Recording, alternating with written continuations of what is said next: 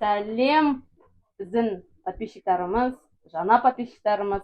Біз интервьюімізді әрі қарай жалғастырамыз. Бұл біздің примерно үшінші бөлім. Біздің интервьюді біз өзіміздің шаруа қожалығында, Мұзыбай кентінде, қара шаңырақта өткізейік деп шештік. Иә, мама? Мама, жылайын деп отырсыз ба?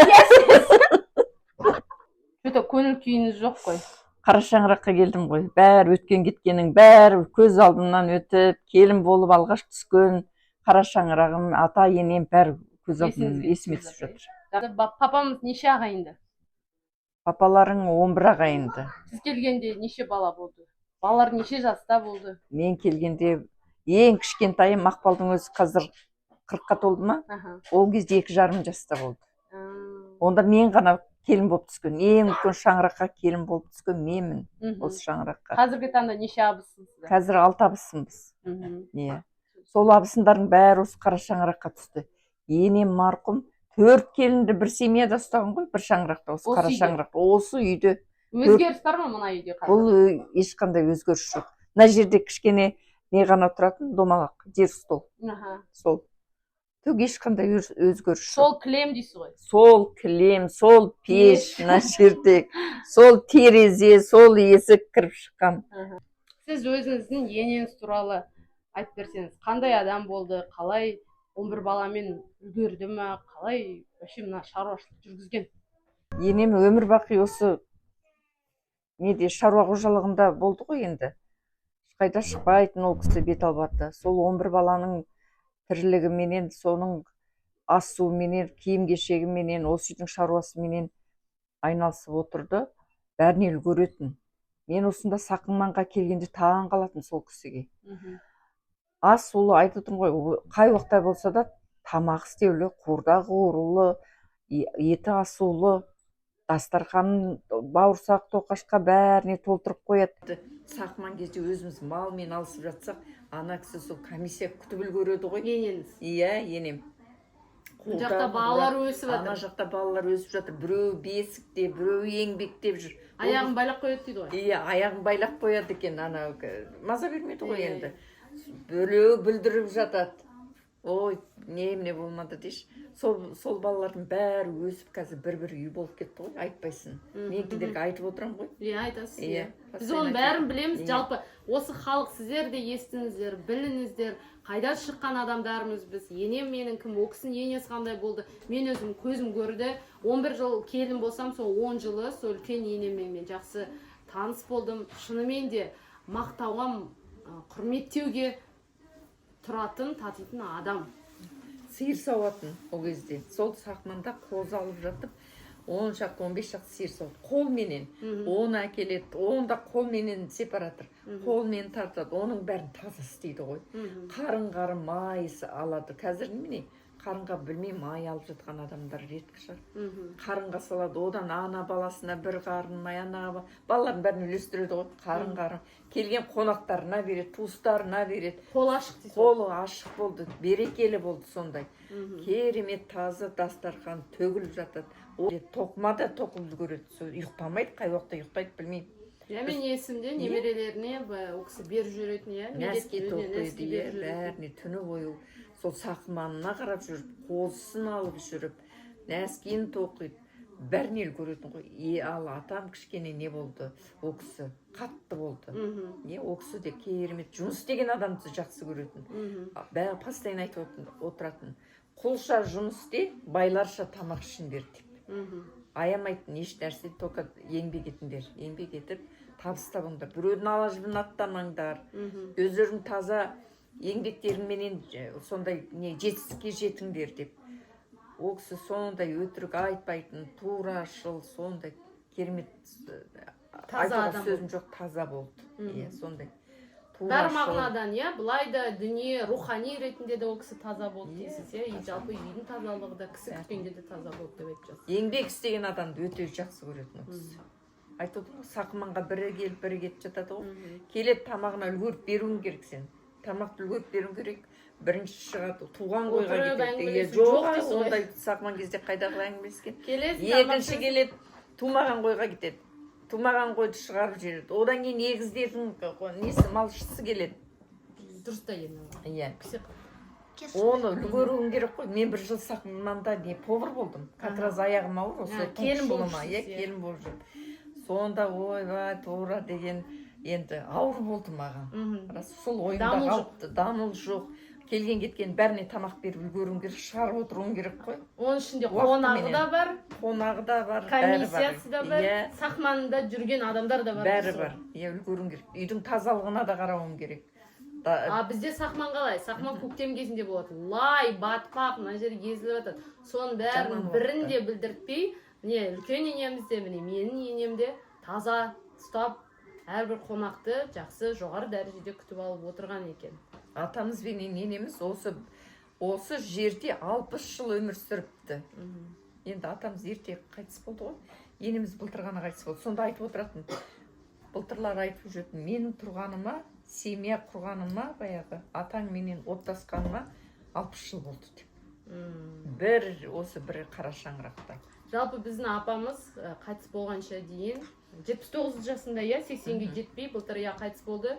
Сол 79 жасына дейін осы қара шаңырақта, осы фермада до конца тұрып кеткен адам. Мен осы үйім, осы жерде өстім, өндім деп, осы жерде тұрып кеткен адам. Судың бәрі тасымал, туалет, ванна, ешқандай условия жоқ.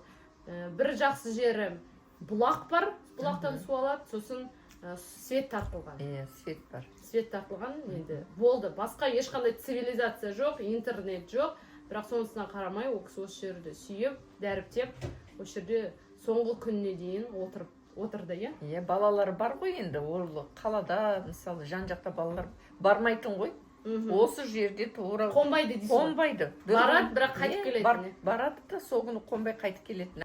Енді соңғы сұрайтын сұрағым, қазіргі таңда осы мал шаруашылығын кім жүргізіп жатыр? Қазіргі таңда менің екінші ұлым, өзі 3 ұлым бар ғой. Сол екінші ұлым қазір осылай Оразбай шаруа қожалығын, осы Мұзбай деген жерде өзінің шаруа қожалығын жүргізіп жатыр. 4 жыл болды жандандырып, атасының таяғын ұстап, өзінің қасында ағасы бар, көмекші, інісі бар, көмекші, үшеуі қазір өздері жеке шаруа қожалығын жүргізіп, мал шаруашылығыменен айналысып, малдан 4 түлік малдың өсімін алып көбейтіп жатыр. Аллаға шүкір тәубе, аталардың жолын қуып жатыр. Мен ыңғай айтып отырмын, аталарың сонда еңбекқор адам болған, жақсы адам болған, сол кісілердің жолын берсін деймін. Әмин. Біздің жігіттерге расымен де сәттілік. Мама айтып отырады ғой әрдайым. Ой, осы мен барайшы сақмандарымды қатырып алып беремін деп. Көрдім ғой өткен, мен білемін. Иә, сақманның не екенін біледі. Мама айтады ғой, таңертең кіреміз, сол шыққаннан бір сутка жүресіздер, иә? Мысалы, мен сменім болады. Бүгін мен смен алуым керек. Малды туғызуым керек. Сол күні түні бойы мен ұйықтамайым ғой. Аман есен туғызып, оны ауыздандырып, емізіп, уғызын беріп қойдың. Нөмірін тағасың, қарайсың қайта-қайта, қойынына шөбін саласын. Сонда ұйықтамайтынбыз. Ұйқы деген жоқ. Сонда атамыз марқұм анда-санда бір тексеріп кететін келіп. Ұйықтамайтын ол кісіде. Бір ай шешім жатпаушы еді ғой. Шешім жатпайды, кіре берсін андай босағада жататын ғой. Кіріп келе жатсаңыз? Кіріп келсең атаң жатады, қайдан айғай салады. Айғай салады. Болғымей дейді. Иә, барыңдар дейді. Барыңдар жұмыстарыңа. Мал не болып жатыр дейді. Сосын баздың ішінде жүреміз. Бір сутка сол қойды алып, қосын емізіп, нөмірін тағып, малға қарап, ертеңіне дейін ұйықтамай, сол смен біткеннен кейін тапсырғаннан кейін барып демалатынбыз ғой. Сондай талабы күшті болды атамыз, еңбекқор болды. Сіздерге де енді ондай адам жоқ шығар қазір. Бар шығар енді. Сол кезде өте мазасыз адам болды. Бірақ сонысына қарай жақсы жетістіктерге жете білді, иә? Әрине балалардың бәрін өсірді, жеткізді. Сол балалардың түгеліне айтып отырмын ғой, бір үй, бір машинасына беріп, жаман болған жоқ. Жалпы мына біздің Шар қаласында Оразбай шаруа қожалығы деп айтып жатса, Енсеновтар ма деп танып жатады. Иә, шынымен де ол кісінің еңбегі сіңген, адал адам болды. Сол себепті ол кісінің авторитеті әлі күнге дейін беделі шығып отырған адам. Мама, сіз не істейін деп жатырсыз қазір? Қозының құлағына нөмір қадайым, шүберектен. Не үшін ол? қызыл шүперектен қадайм екеуіне, енесіне де қозысына да. Көп малдың ішінен тез тарыстырасың ғой. Шатас кетпес үшін, Қызыл қозының құлағына қарайсың өмірін. Қызыл шүперек байланған қойға апарып тапсырасың. Жақсы. Қазір біз сол процесті көреміз. Міне былай тегеміз. Мынау жасыл болды. Астыдан былай тегеміз де. Былай.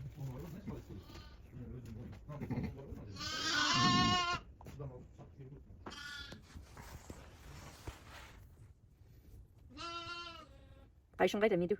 Бұл қойды ма? Болды. Жүк қатыспай қалды ғой. Не бет түсірмеді мен. Ама YouTube.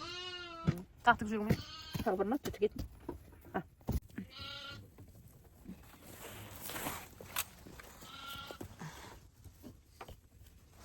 Мынау тұтты.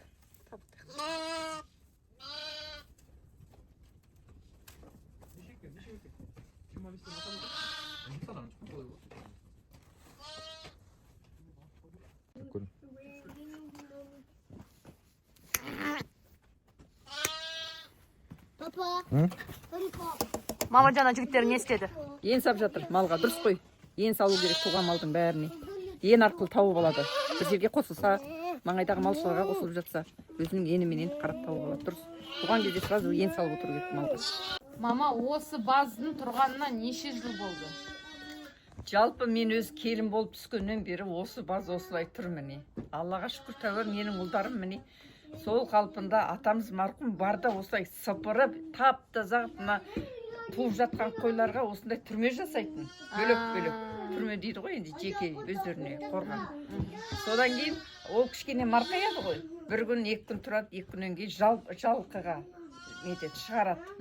Сөйтіп келесі туғанда қайта солай қамай беретін. Сыпырып ішін бәрін тазалап отыратын. Bir шөп жатпайтын көлден. Ойдағыдай ма баз? Аллаға шүкір, міне ұлдарымның арқасы, міне шағайынды, міне бәрі бірігіп, береке бірліктері менен өздерінің міне мал шаруашылығын дөңгелетіп жатыр. Разым, мен келіп разы болып тұрмын бұларға. Бәрі ойдағыдай. Таза, ұнап жатыр. Қозылары маңырап, қойлары өрісте. Жақсы ғой, қозыларының бәрі күйі жақсы екен. Жаңа көрдім, аш қозы бар ма деп. Білем ғой енді, мен опытым бар. Қозылары бәрі тойған қозыдай моп-момақан болып жатыр. Қойлары да күйлі екен. Ана қозыға сүт беретін, енесі де күйлі болу керек қой. Тыстан жақсы шыққан. Күйлі. Жақсы, разымын балаларыма. Өсіңдер, өніңдер. Осы мал менен, өсіп өліп бала шағаларың менен бай қуатты болыңдар. Әмин.